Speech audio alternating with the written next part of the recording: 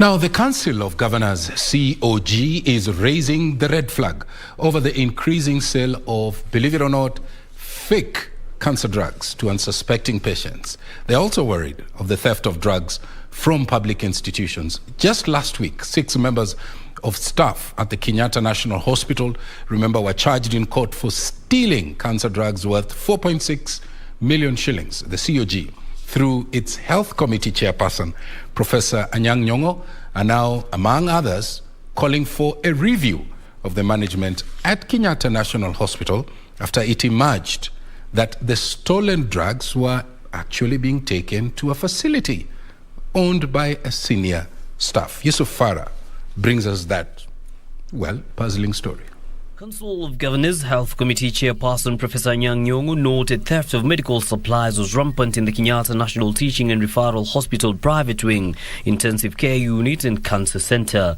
It can be done more efficiently by making sure that the transmission is governed electronically, so that when drugs leave the pharmacies to the wards, it is something that can be followed without any human error. The systems at KNH do require some sort of audit, because that is where a majority of the patients have been going.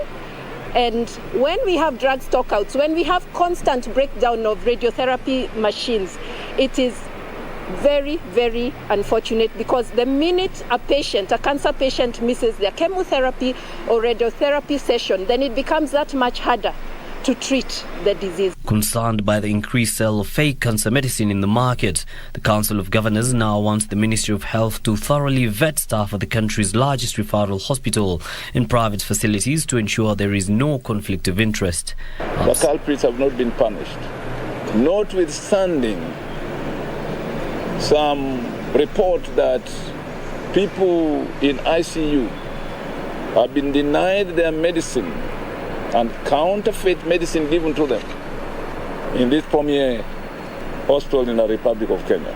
Our patients have actually been talking about sometimes the wrong drug being used or drug stockouts. CoG further calling on additional investment in human resources, especially cancer specialists, for the diagnosis and treatment of the disease.